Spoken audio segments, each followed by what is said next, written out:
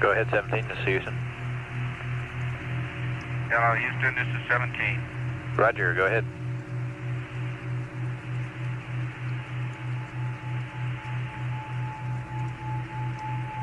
Houston, go ahead.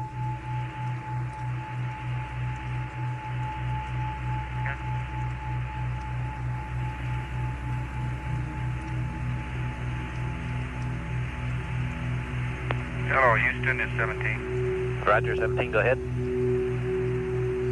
Roger, 17, go ahead.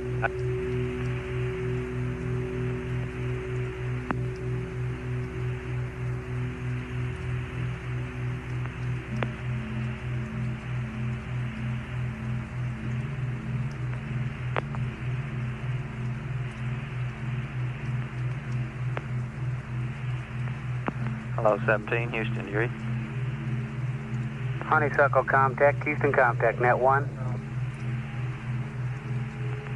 Goddard voice, Houston Comtech, net 1. Goddard voice. Roger, Goddard, I'm reading you loud and clear. Honeysuckle, I'm not getting to him. Hello, Houston, this is America, over. America, Houston, stand by. If you read us, don't change anything in the cockpit yet. 17, Honeysuckle. Roger, Honeysuckle, I read Hello, you. Honeysuckle, 17's reading you loud and clear. Roger, we have a comm outage. I'll be right with you. Okay, very fine. How are things down there today? Fine, your weather report was beautiful. The call this morning. Your country looks beautiful from here.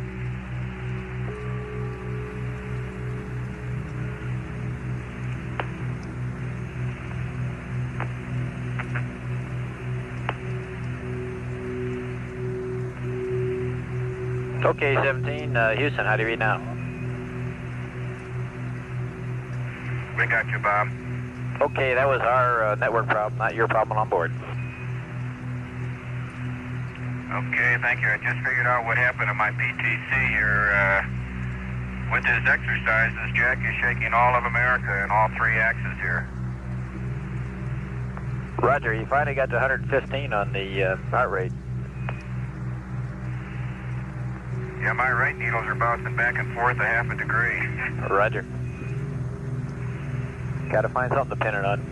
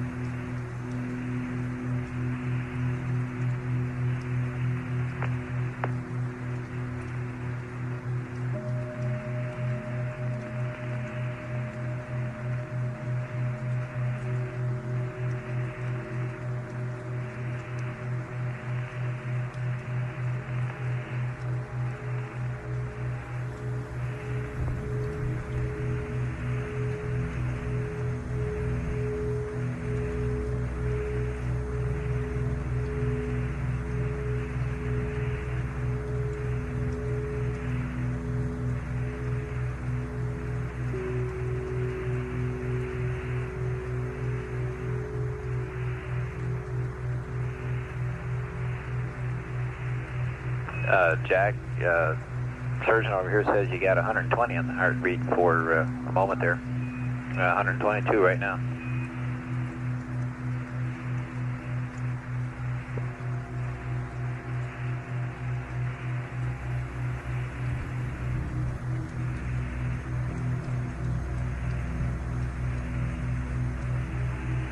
Okay, 130, Jack, 130.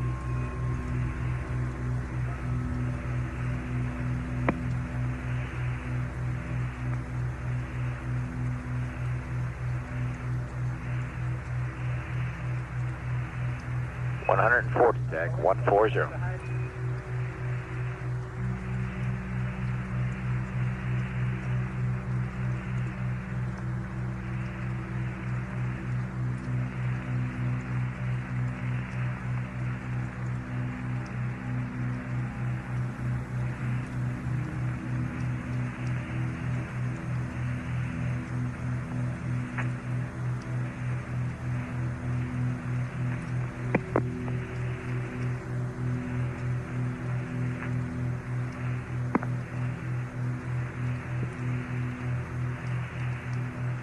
The numbers reported to Jack Schmidt by Capcom are his heart rate.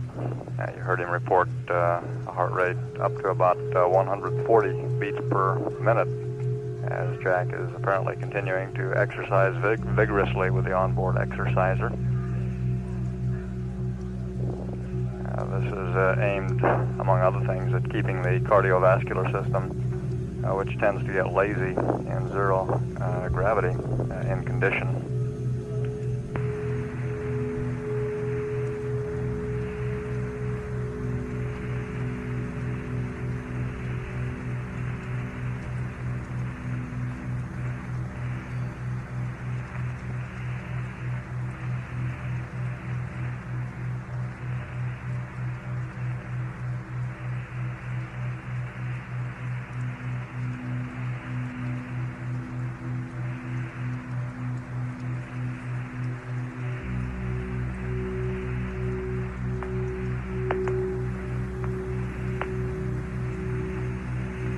Dean, we've got a serious one here. You might be interested. All that exercise banging around in there de-stratified tank 302, so it stirred it all up good. Yeah. Glad we brought him along then. We found some use for him. Once an ecom, always an ecom.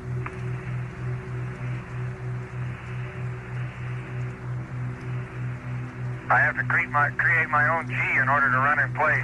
Roger.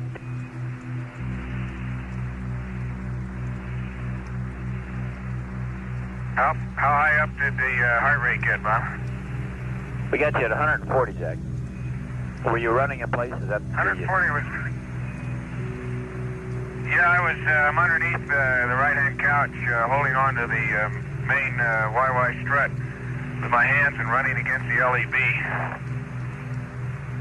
Roger, it worked real well, 140, and you were running in the mid-60s, so you picked up about almost 70 beats there, no problem. The surgeon is very happy. Well, I'm happy too. You know, it took a while to find a technique. I got up to 90 with just isometrics, pushing against the couch, and the running is obviously what it takes. Oh, Roger. But I don't, Bob, I really don't feel, I guess lost.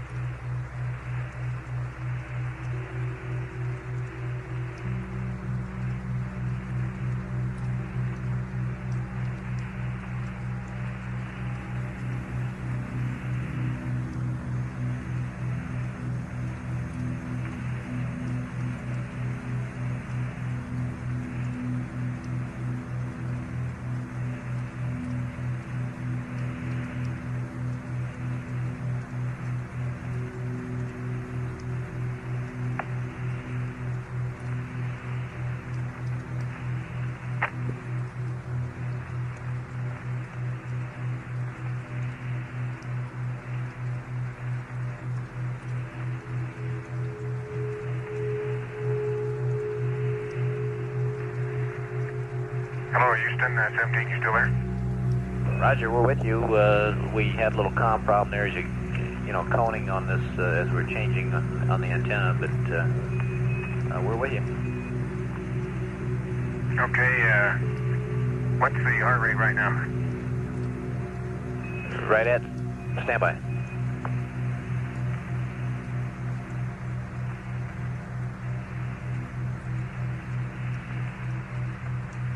We had a data dropout, Jack, that's why I'm holding on. And it just came on, and we'll tell you in a second here. About 60, Jack, right about 60 even. Okay, that's where I was when I started, so that's, you certainly recover fast. I don't know whether that's faster than in 1G or not. Well, we're happy with it, or the surgeon's happy with it, so it's good.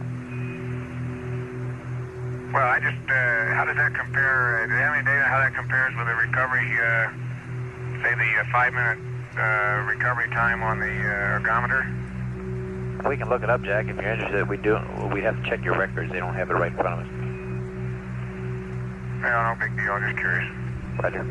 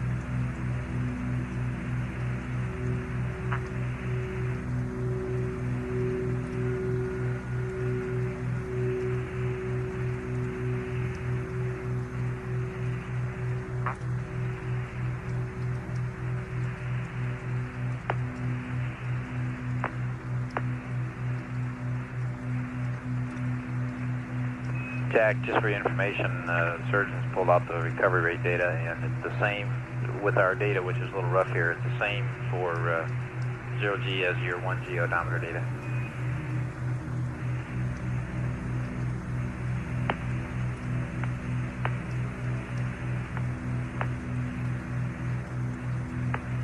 Okay, that's very interesting. Roger.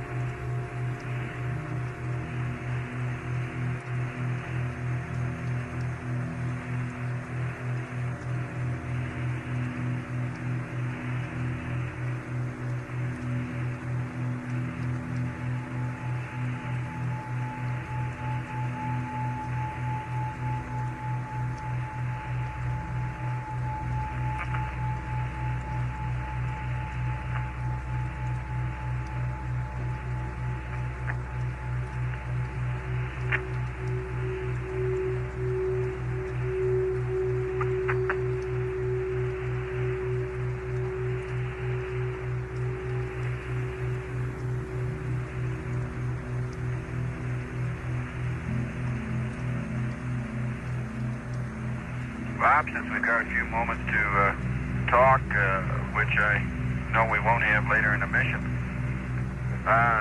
something I don't ever remember happening, but it's happening now on the windows.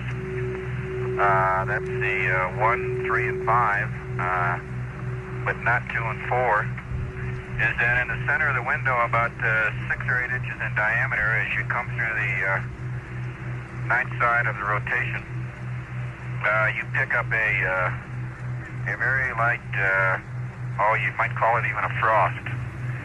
Very light frost on the window, more like a moisture frost, film of moisture or film of frost, not very thick like crystals at all. As you come through the sunlight, it tends to sublime away, but you never fully lose it until you go back into darkness again. The very artistic, definite ice crystals that we had on my number 1 window over here yesterday, I think we reported to you this morning that they were gone or they sublimed away. But the impression they left on the window is still there. It's very sharp and it's very evident. Roger, we copy that.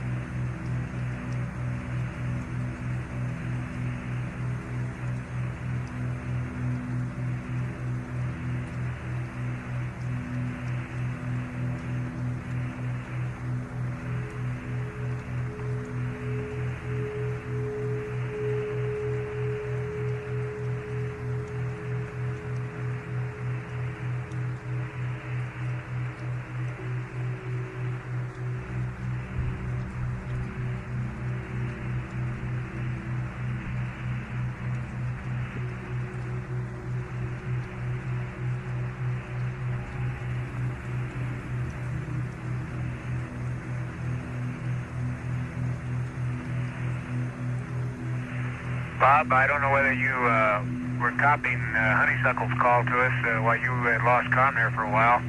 Roger, we copy. But they said that they had... Okay.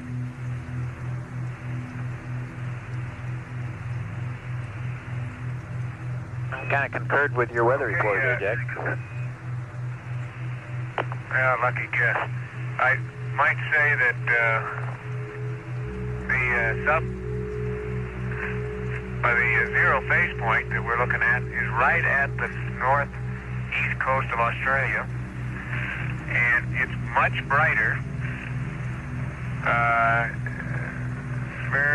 It's a very bright point now.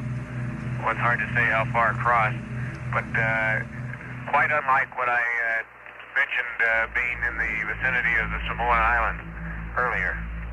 And it's right at the shore, and it could be just that the shore area has somewhat choppier seas, so maybe the brightness of that point is a function of sea state, although I don't know exactly what type of seas it would take to brighten it up. I suspect choppy seas are better than long swells. Roger, Jack.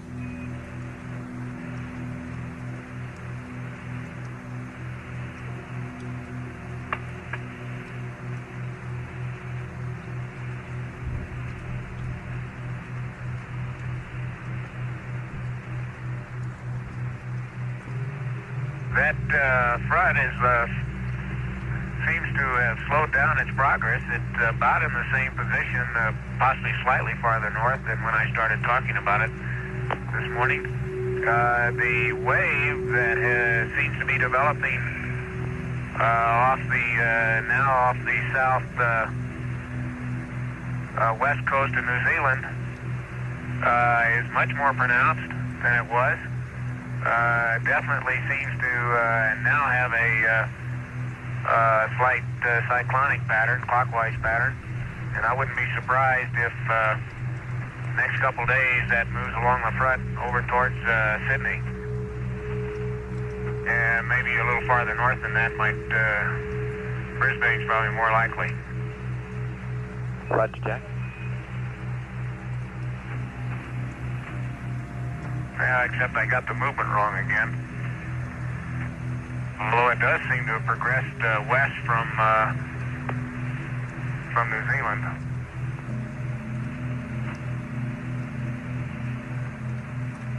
Roger. I take back what I said about forecasting Sydney's weather. I think I would suspect that would move to the northeast. Like, now that I look, it seems like an earlier front, which is partly dissipated, had the same kind of motion, and now lies considerably north and east of the one I've been talking about.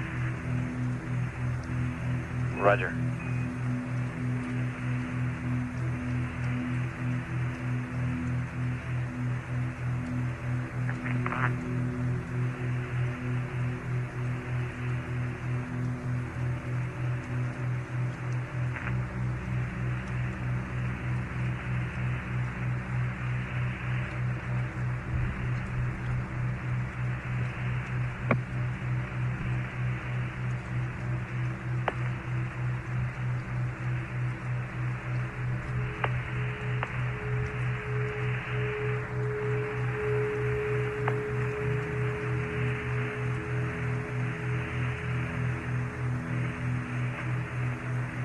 Thinking back on some weather briefings we had last week, Bob. Are you there? That's affirmative. I'll talk to you later. I think we're losing you for a little bit here. Okay, Jack, we're reading you loud and clear right now. Oh, you're going out a little bit now.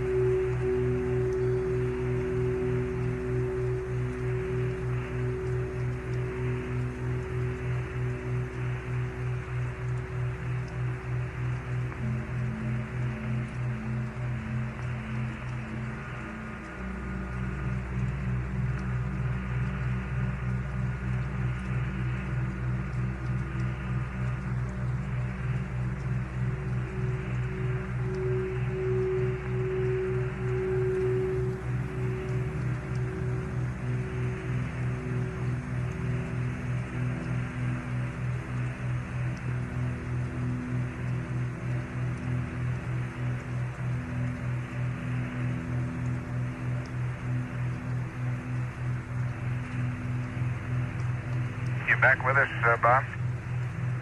That's affirmative.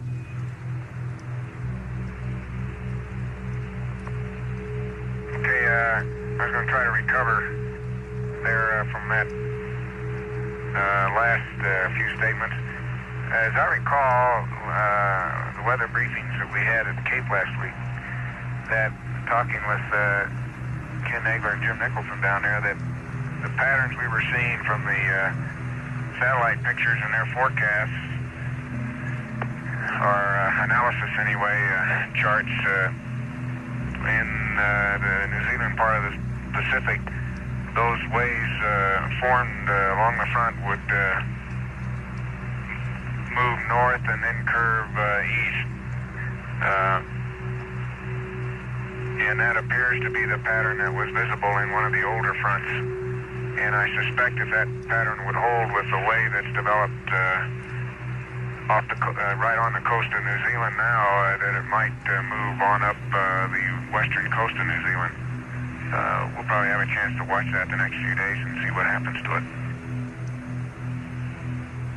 Roger, Jack.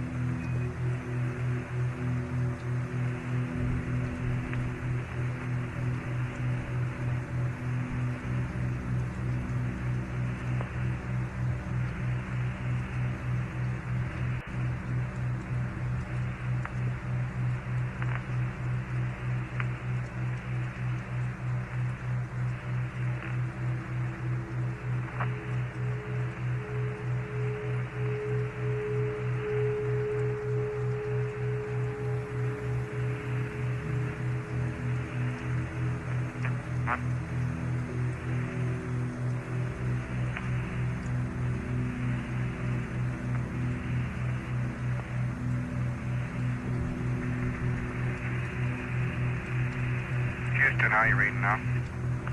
Reading you loud and clear. Okay, Bob, as I look at the clock, we're just 24 hours ago, we were about within our hole somewhere. For this period, yesterday we were in our hole, and I think it goes without saying, but we'd sure like to pass on our debt of gratitude and thanks for the response that the people down at the Cape came up with, and particularly at Marshall. I think we all knew no one would be going anywhere unless everyone was satisfied that we were going all the way, and that's certainly the way we felt, but we do want to thank everybody who had a part in making that come true.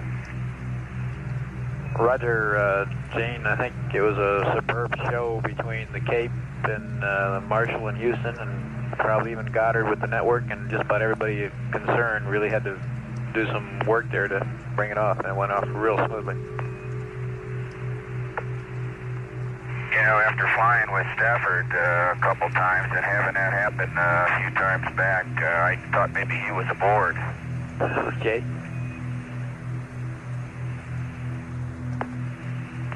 I think that was the first for getting the Saturn V to 30 seconds before ignition, and or rather actually 30 seconds before liftoff and holding there.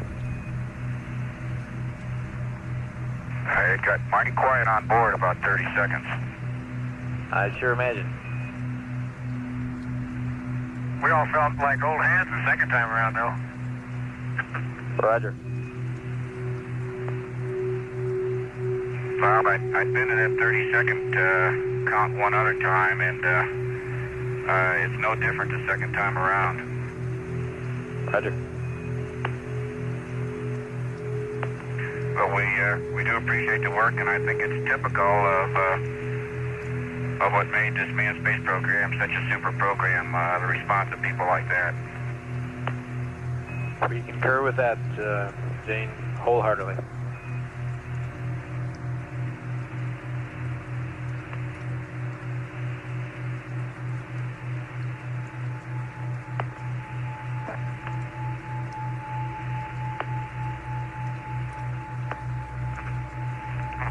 And with that in mind, tell everyone to stick around because there's a lot yet to be done.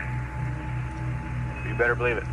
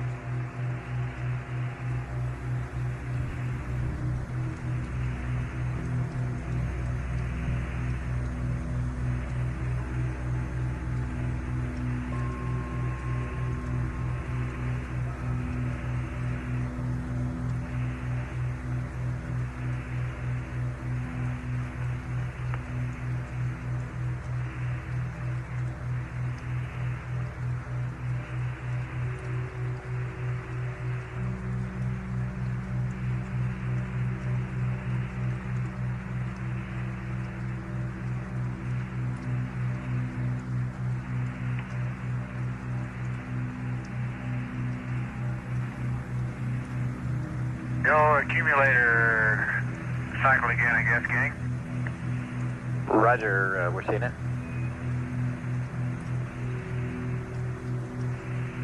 Looks like you got a master alarm. Is that affirm? Yes, sir. That's how we tell these days.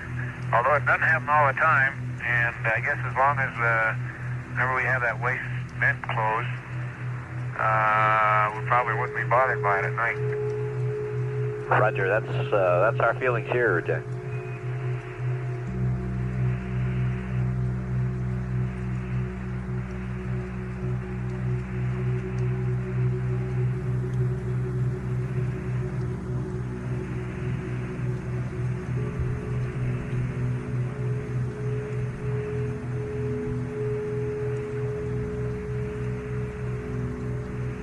Say, Gene and Ron, I talked to your fowls on the phone here a little while ago, and they gave me a very interesting observation you might appreciate. They were standing close to some water when launched, and they noticed that when the booster lit up, something scared all the fish because the water literally began to boil with fish jumping from the light, I guess, or from the shock wave, something. It was made a very distinct impression because that's the first thing both of them told me about. That's pretty neat. It's a neat way to go scare up the fish, I guess. Right.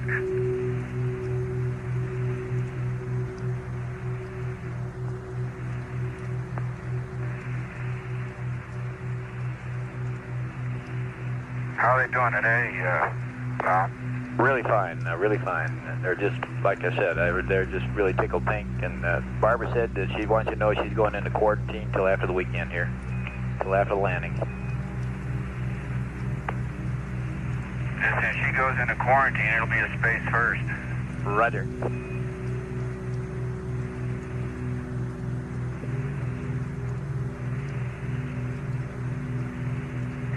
You got to be careful now. You know what to tell them. Go ahead, Bob. You got to be careful now. The hot boxes are open. The hot lines are open at the houses there, so everything you say is being listened to.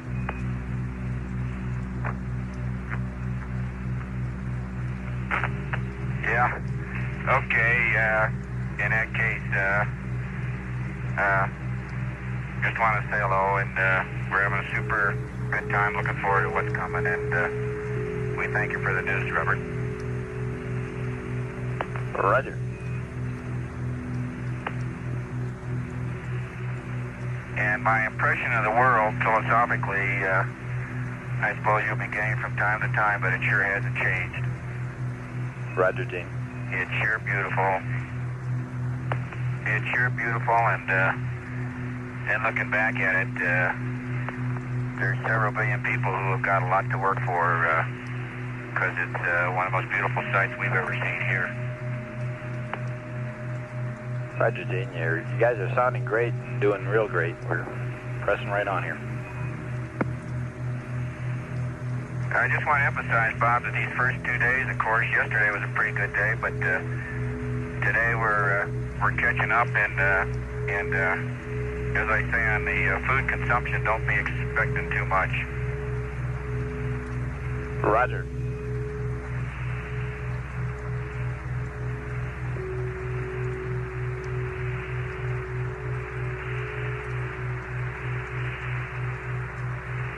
Acclimation and familiarity and stowage and preparation and enjoyment and relaxation are really the call of the day today, which is probably the most ideal day in a flight plan to put it, because it's probably the only one we'll have. Roger. Not that they aren't all going to be enjoyable. Hey, Bob, your hourly weather report is due, and I'll wait a while. I keep losing your com. Okay.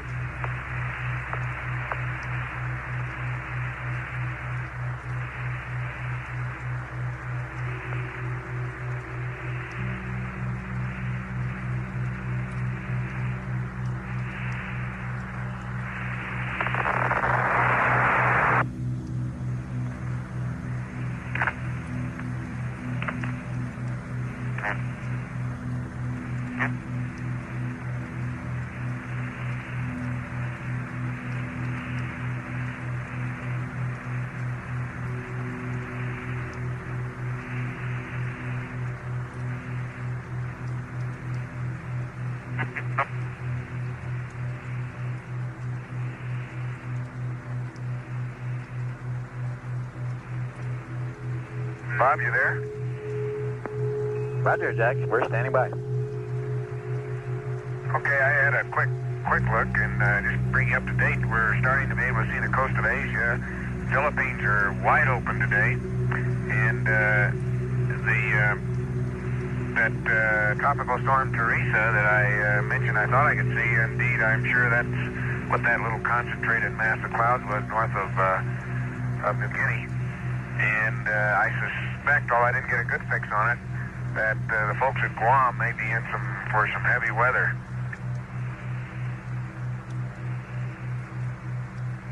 Roger.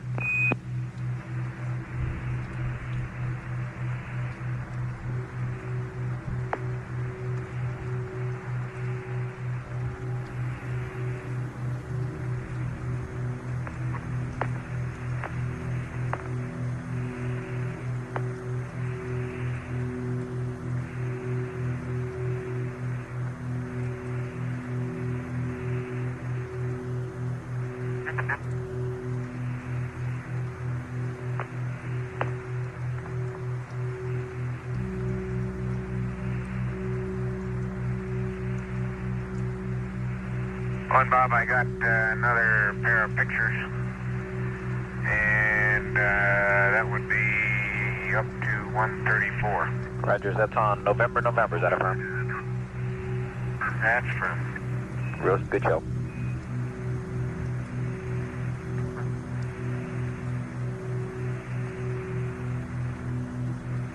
And that was taken last pass about 10 minutes ago, if you want to keep track of the GET. Roger, thanks, Jack. I'm doing that.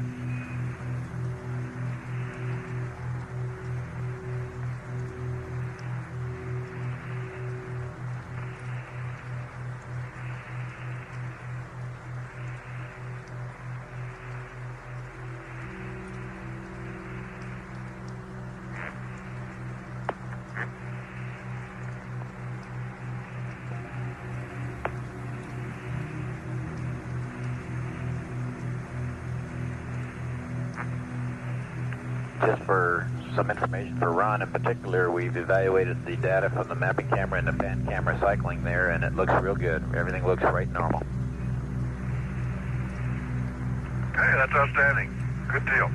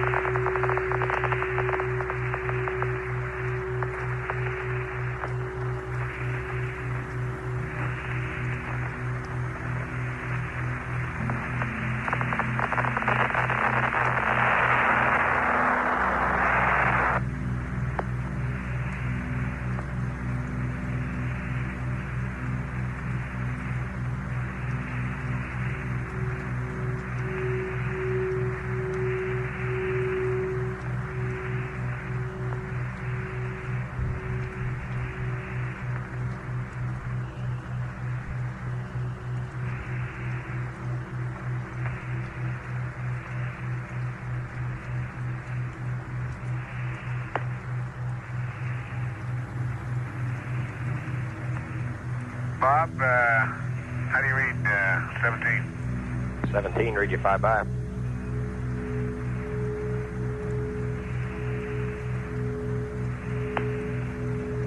That's the strangest sounding Bob I ever heard. He's taking a short break. Okay, good. Nice to talk with you.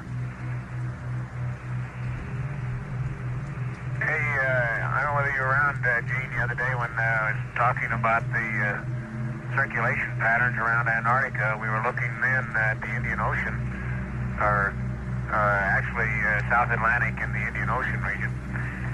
And you see the same pattern in about the same latitude, say 60 degrees south, where all the linear cloud patterns, which presumably reflect the various cold fronts, are arcuate with their convex sides, or more actually almost pointed sides, all lined up in a west to east direction around that latitude. It's quite a spectacular period circulation pattern. And the little wave that I mentioned on New Zealand seems to be beginning to form another arrow or another convex point on that front that's fitting right into the same circulation pattern. Okay, copy. That would make 4 of those major convex fronts that I can see from this view crossing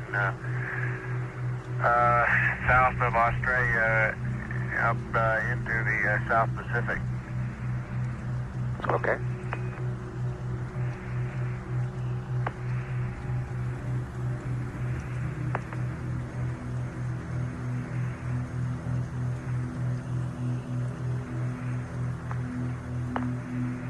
On that tropical storm that was Teresa, I don't know whether they're still calling it now. I'm not sure. It may be a little south of Guam. Guam may not be in trouble with that one.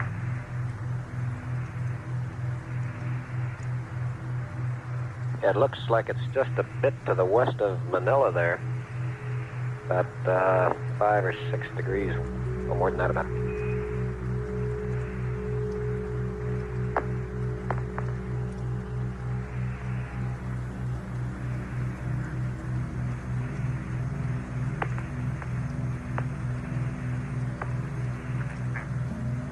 Looks like it's about 5 degrees west of Manila and about 5 degrees south. And it is still called Teresa.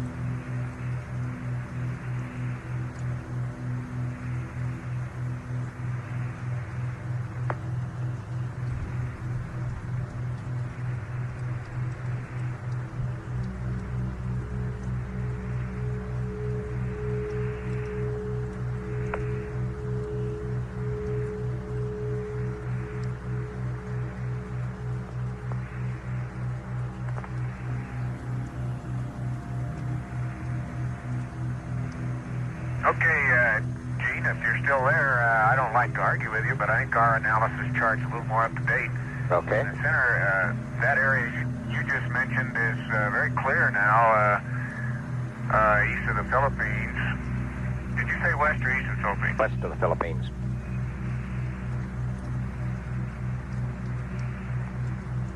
Okay, that area that you mentioned, 5 degrees east, is very clear. And the center of the what appears to be the storm that I'm speaking of would be about 142 longitude and maybe 8 degrees north latitude, Okay. which would put it south of Guam. Okay, yeah, you're over in the area between Guam and the Carolines then. Say again, Gene? You're over in the area between Guam and the Carolines then. You're saying it'd be just about due west of the Caroline Islands. Okay. Yeah, you're probably looking at I don't know, maybe a 12-hour-old Prague or something? Yeah, that's the one I had for launch day. Okay, well, it's moved quite a bit now, and I guess it's the same storm. Still seems to be very well organized, but quite concentrated and small. Huh?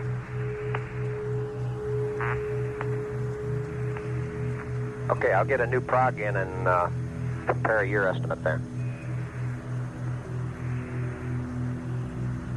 Yeah, I think that's pretty good. Those 142 and 8 degrees would be pretty good center of that storm. I've got some pretty good I can see Mindanao, and I can see the, let's see, just a second, what is that on Australia?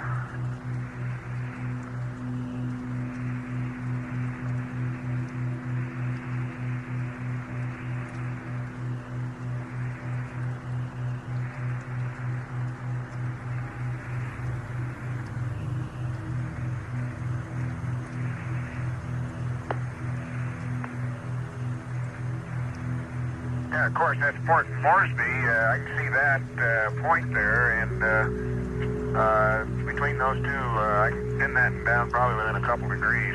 Okay. We'll get a satellite photo and bring it in here in just a bit.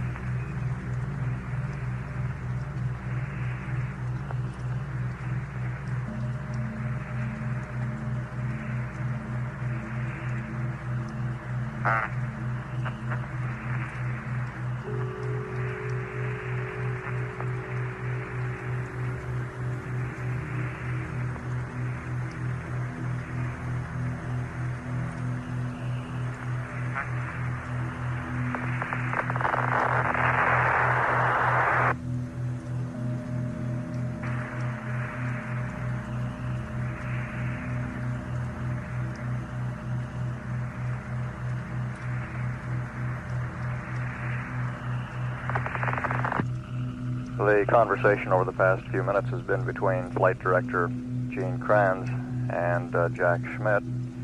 Apollo 17 at this time, almost directly above the northeast coast of Australia, some 94,000 nautical miles from Earth.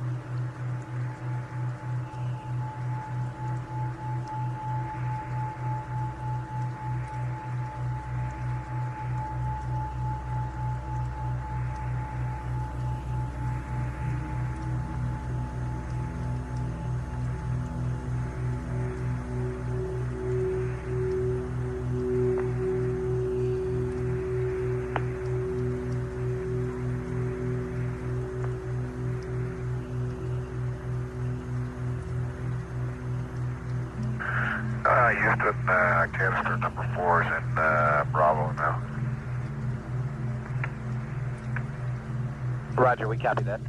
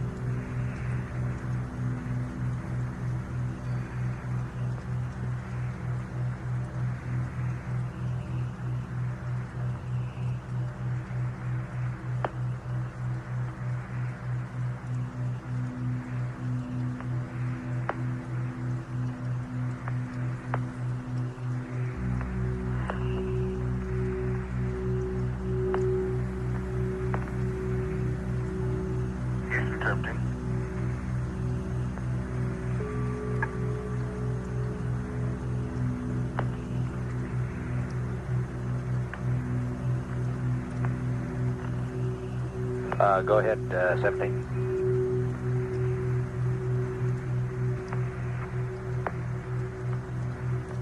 Okay, Bob.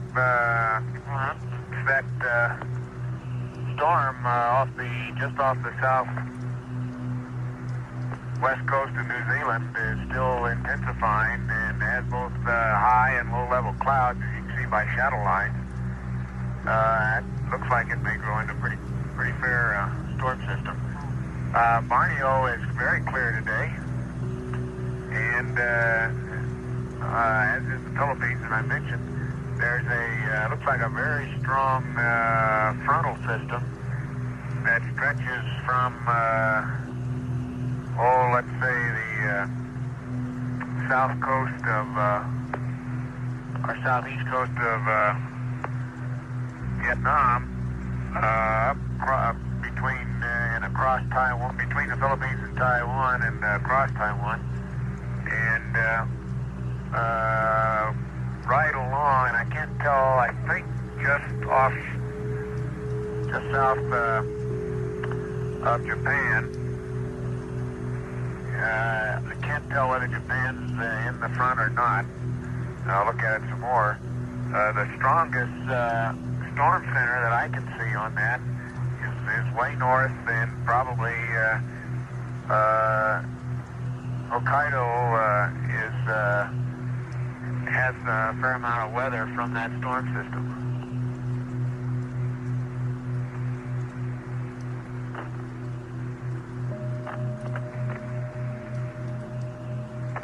There seems to be a tropical depression just north of Borneo. A very strong circulation system north of Borneo, and I guess just south of Vietnam. Roger. Probably southeast. I hadn't noticed it before, but it's extremely concentrated northern hemisphere cyclone pattern. I don't know whether that's on your prog or not. That's not what's left of Sally, is it? Stand by. Let me look at the prog over here, Jack. Okay, it doesn't show it on the old one. The new one's coming in here shortly, Jack. Okay, if that is a developing depression, it's approaching Luzon, not very far away, 2 or 3 degrees of longitude now, although Luzon is clear. Roger.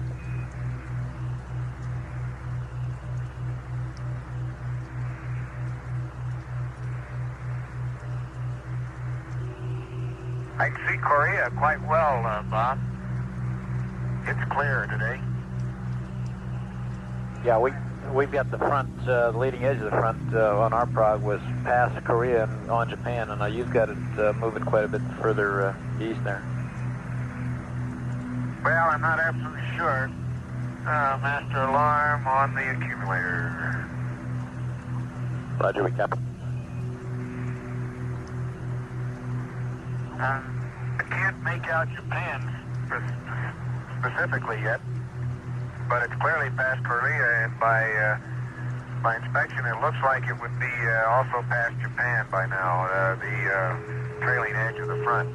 However, the circulation center on farther northeast may be affecting Hokkaido, as I said. Roger, like I said, the front on the old prog for yesterday showed that front on the other side of Japan, so it moved across pretty well.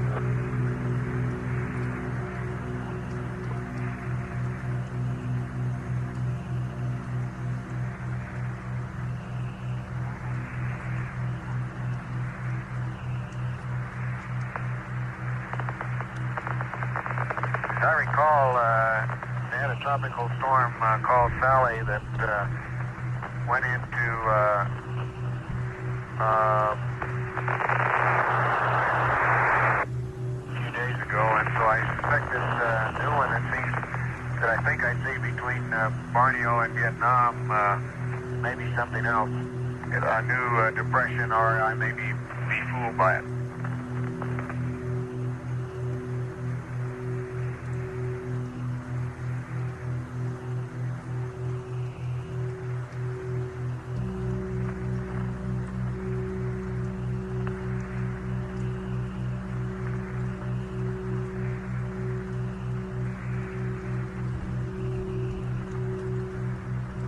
Mainland China, Bob, was the last pass here. I can't see the Earth now, but mainland China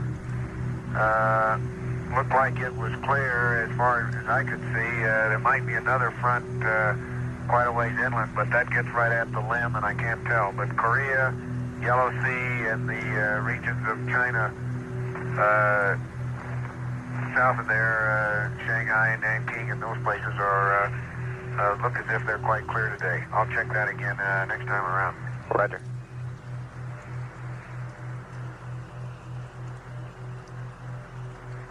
And Jack, we're ready to terminate the charge on battery B and start the charge on battery A.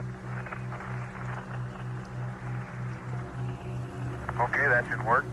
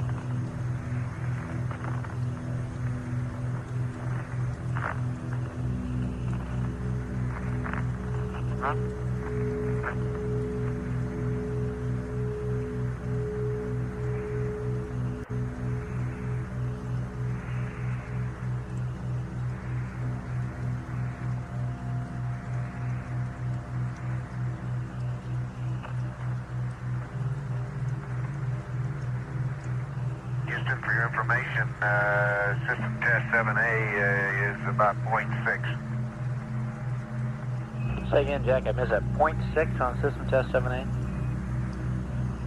That's from battery compartment pressure.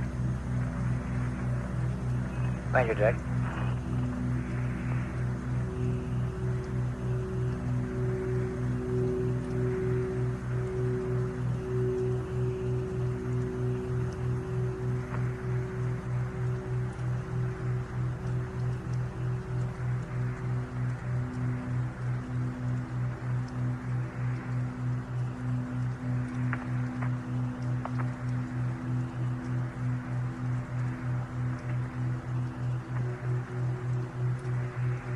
Okay, Bob, battery A is being charged now. Roger, Jack.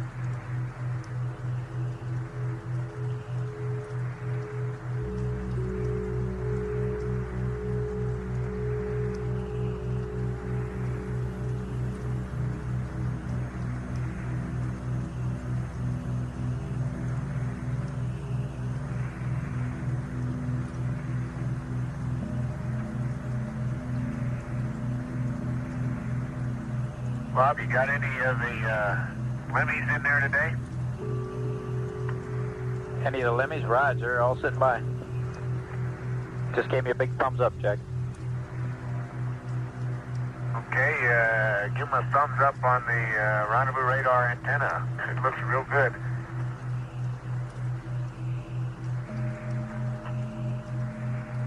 Roger.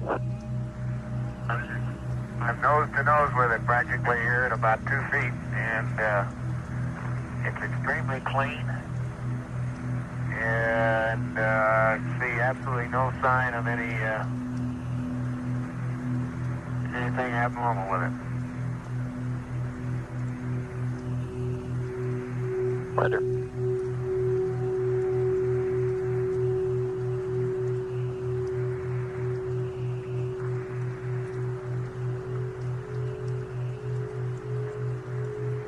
Matter of fact, compared to some of the flaking problems and things like that we've heard about in the past, I never saw a cleaner piece of hardware than that limb looks right now. Roger.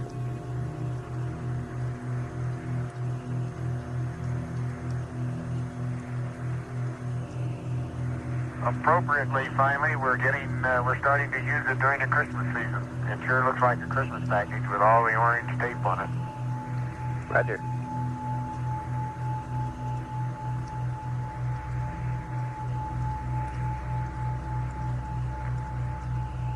Ron, we got your noun 05. Okay, I'll go ahead and accept that one this time.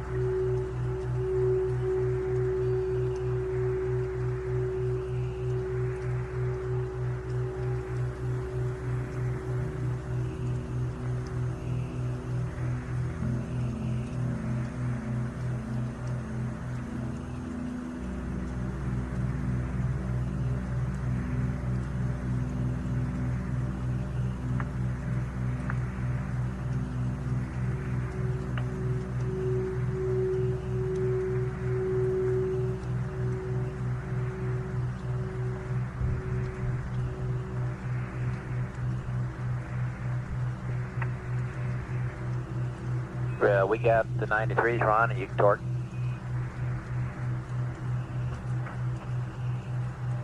Okay, I'll torque it to 940.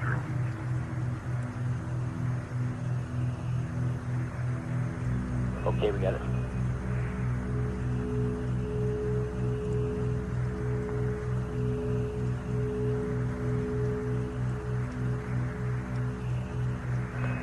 And Jack, we've been looking at our records. We don't have a previous system test reading for 7 Alpha. Do you recall of any previous readings on that one?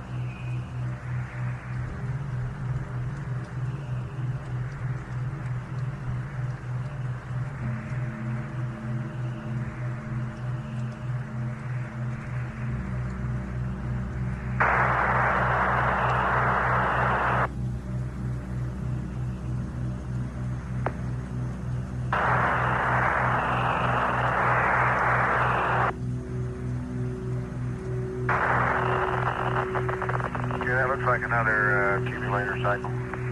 Got a master one.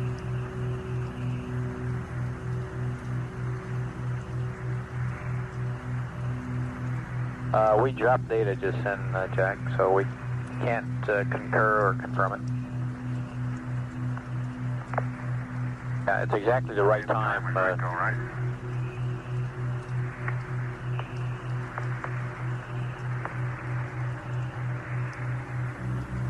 Bob, you cut out about your system test meter discussion.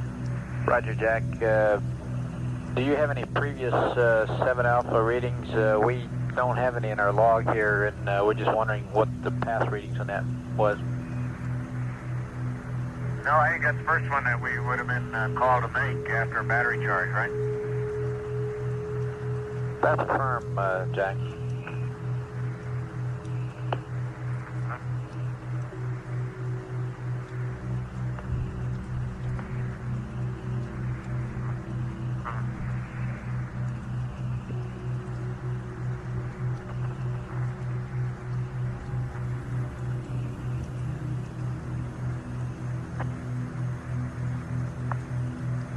No.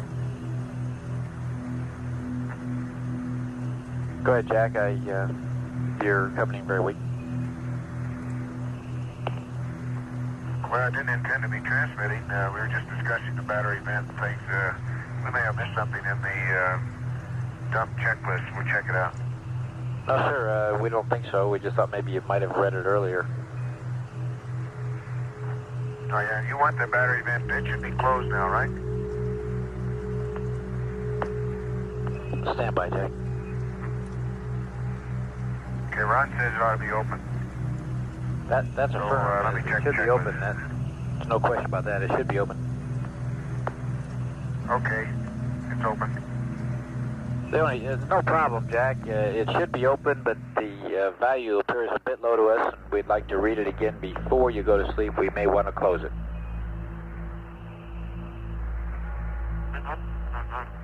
And a nominal reading would be 1.7 on that. Okay, we closed it when we were doing all our dumping some time back and neglected to open it again. So it was closed, and I gave you a reading, and it has been closed during some 2 hours anyway. I'll figure out how long. Okay, we copy that.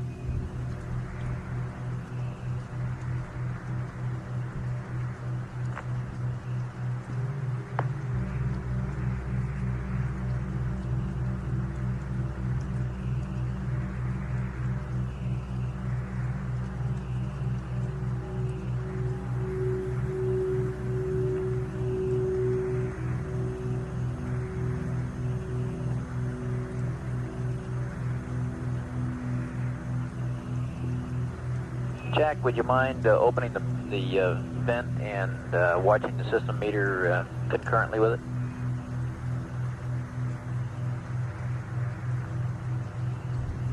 Stand by.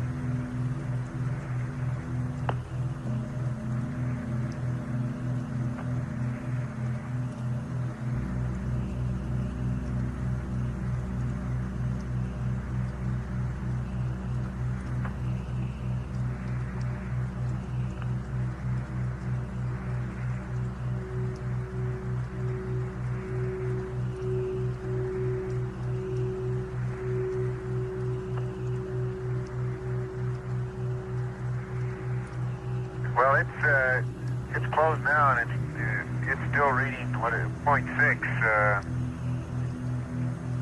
You want us to open it again? Right, open the vent and... I mean, it's open now. I'm sorry, Bob. It is now open and reading 0.6. It read 0.6 when it was closed. Okay, just leave it open now. Okay. And we will want to still check it prior to your sleep period. Okay.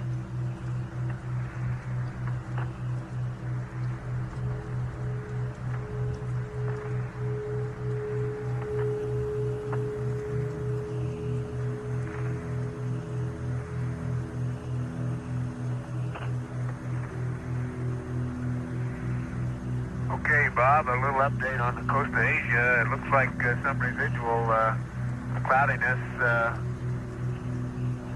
would be affecting the Busan region of Korea.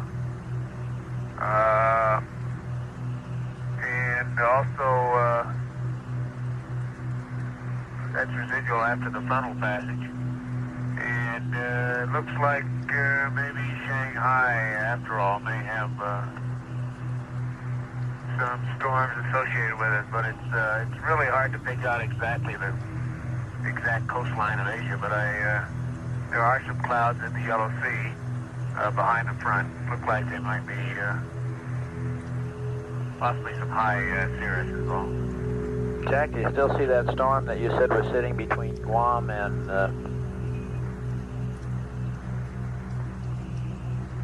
Borneo in that area? Okay, I see there is this cloud concentration between New Guinea and Guam. The more I look at it, the less well-developed it appears to me compared to some of the other circulation patterns. It could be just the residual depression from Teresa that's moved out into that area. It is an isolated, relatively isolated cloud pattern, fairly small, but apparently fairly dense. But it does not have a strong cyclonic pattern to it. Nothing at all like the pattern that now exists above Borneo and seems to be moving towards Luzon. Roger, we copy.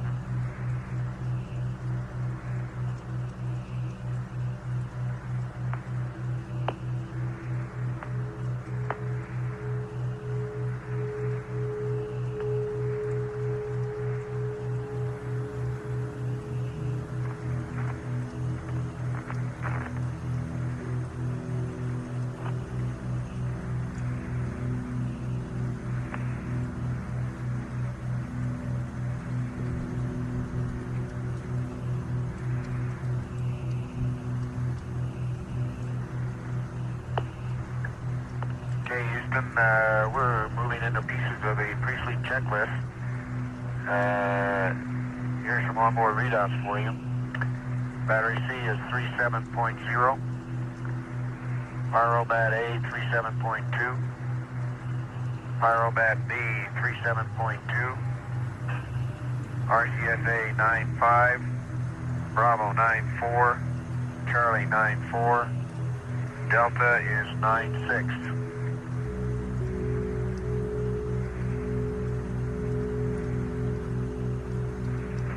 Roger, we copy that. And if you started, we don't want you to reinitialize the PTC until about 2400 on the timeline. Okay. We're just getting a little ahead. We took us longer last night on the pre-sleep than we expected. We're trying to work it out again. Yeah, we don't want to. We want to terminate the waste stowage vent at that time because we think that that vent is what's contributing to our PTC coning. Okay, we're not really ready to go to sleep yet, but we're just moving ahead. Roger.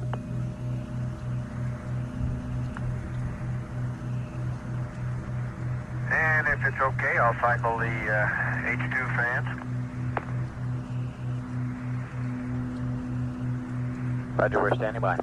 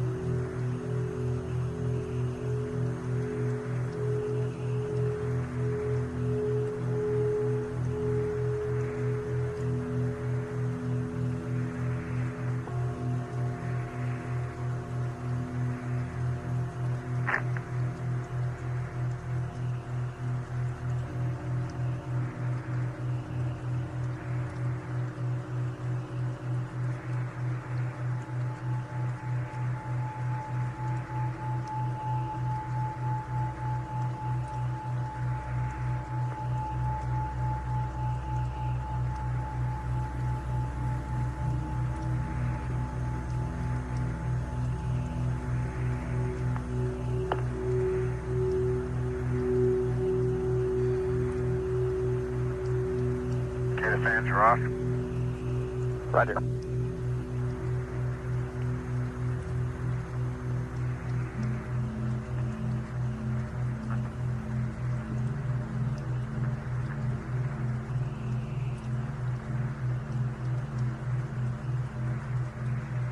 This is Apollo Control at 23 hours 25 minutes. The crew has completed realigning the inertial measurement platform, a platform used as a stable reference. The spacecraft guidance control system uses it as a reference in determining its own attitude. They've also been charging the two entry batteries that are used during peak electrical loads of liftoff, and then are recharged during the translunar coast when the fuel cells are producing a surplus of electrical energy. They've recharged one of those two batteries and are in the process of recharging the second one at this time.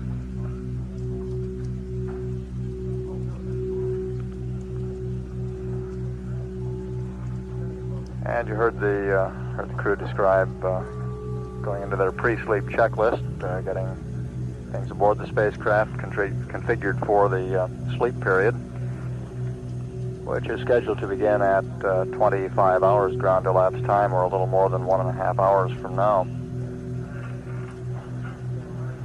Apollo 17 at this time is 96,244 nautical miles from Earth, traveling at 5,264 feet per second. And all spacecraft systems continue to function almost perfectly as planned. A little while ago, the lunar module control officer, confirmed from telemetry what Gene Cernan was reporting visually out the window, and that is that the lunar module appears to be in very good shape. Of course, we have a limited number of telemetry readings on the LEM at this point, but one of them that we do have gives us an indication of the integrity or tightness of the LEM cabins, and we see that from the amount of pressure decay. It appears to be a very tight vehicle.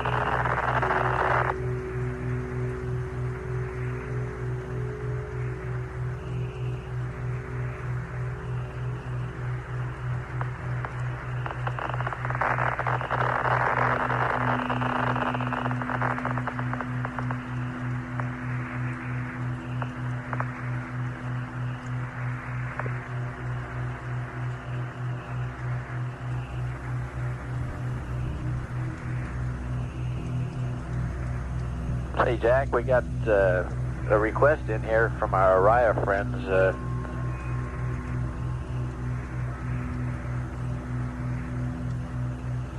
Go ahead.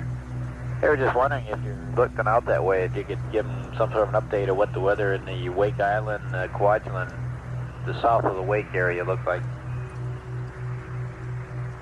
Okay, let me work on that one. Okay.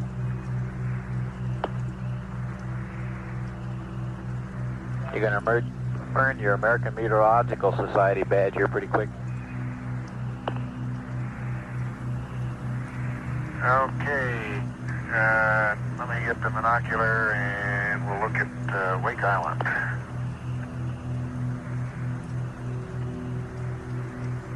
I miss having all those nice latitude and longitude lines on the globe.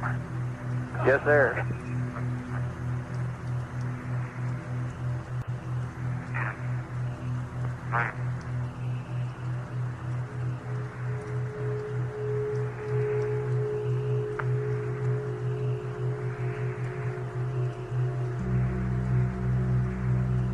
The Araya friends that Capcom Robert Overmeyer was referring to are the crews of the Apollo range instrumented aircraft used in supplementing the manned spaceflight network coverage.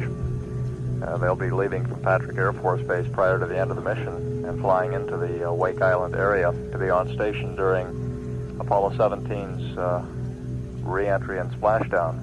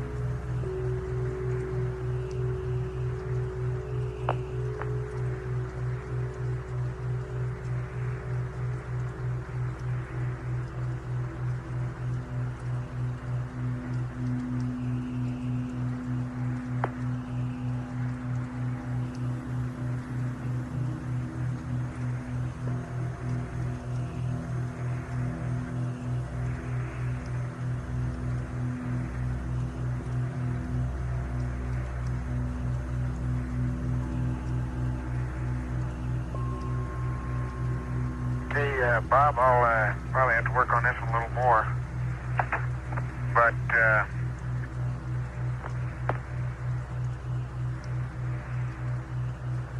it looks like around Wake, or in the vicinity of the Kwajaleins and north to Wake, about all you have is a lot of cloudiness, although, and in a generally, or a wide part of that Pacific, and I'm talking about 15 or 20 degrees of longitude and latitude, there's a roughly a clockwise circulation pattern, but the clouds do not look very dense or concentrated in any one area. And it leading off to the south east from that general cloud mass, their cyclonic or anticyclonic cloud mass is one of the old fronts, or at least one of the old linear cloud patterns that extends down into the South Pacific.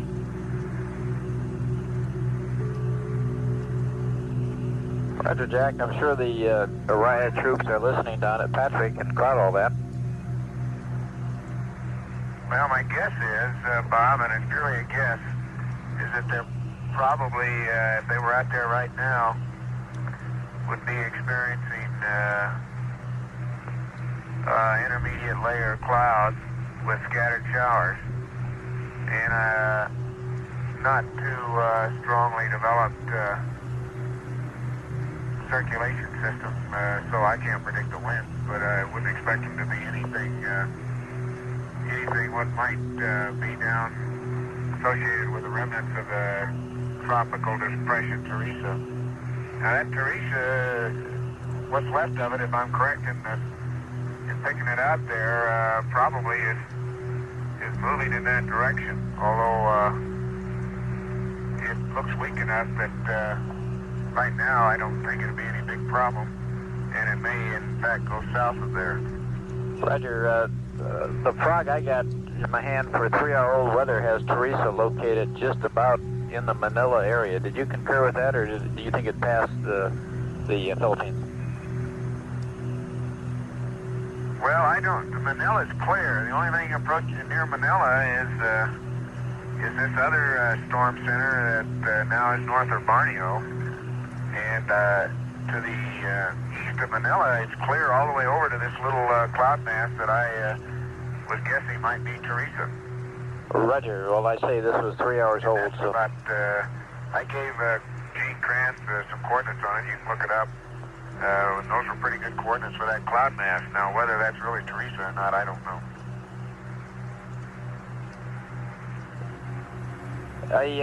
We got one thing for the last couple hours here, we've been getting high bitrate data through our new facility, at Tidbin Villa. Tidbin Villa is through a 210 dish, and they're covering the first... Between Wake and the Kwajalein, Marshall Islands, in that area, it doesn't look like a very concentrated weather pattern, although it looks like you'll have ceilings in that region, and they're overcast ceilings rather than broken, except around the fringes of it. Roger. We'll keep an eye on it, of course.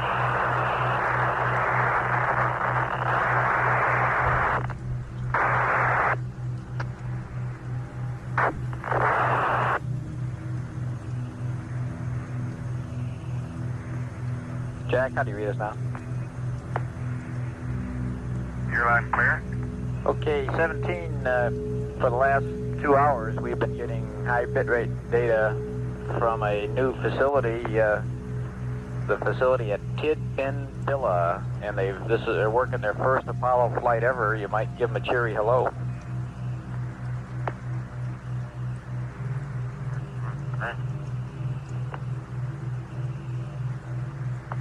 Tidbin Villa, is that correct? That's affirmative. Very close to the honeysuckle site. That? Very close to honeysuckle. Well, how you doing, mates?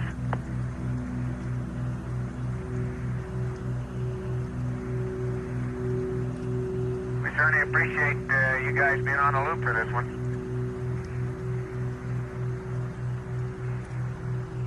All right. Bye.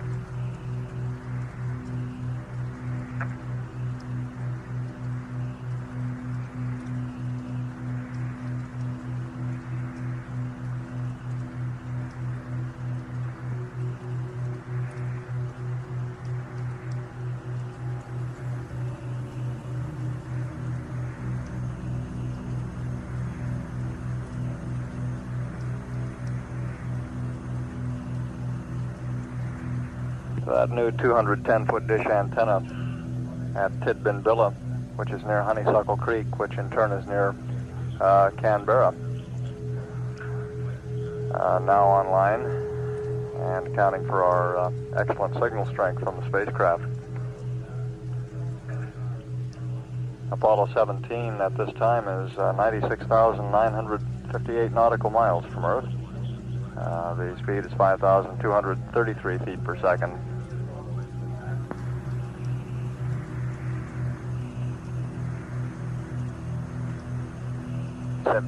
Houston, we'd like accept, and we'll update your gyro drift, the pitch, roll, and yaw drift.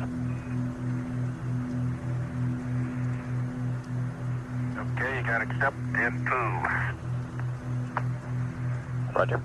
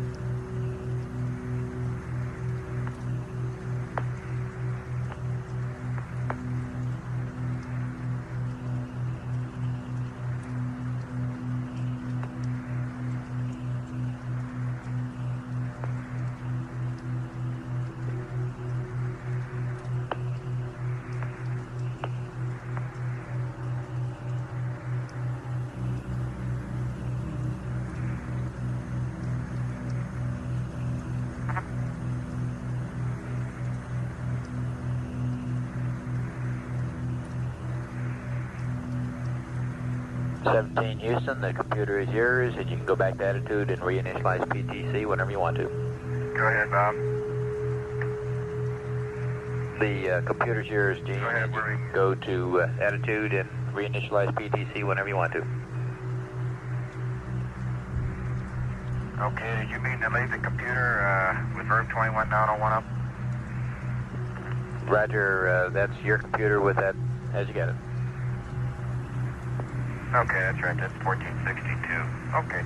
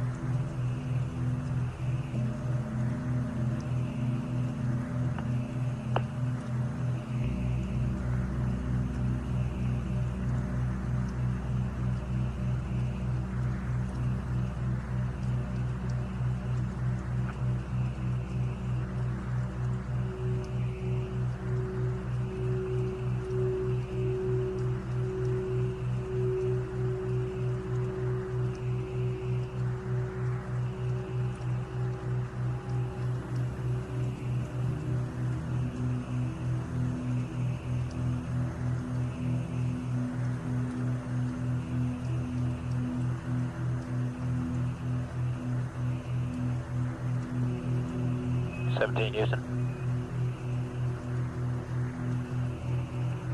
Roger, go ahead. Right, we've got a recommended configuration for your H2 fans and H2 heaters. We would like the H2 heaters 1 and 2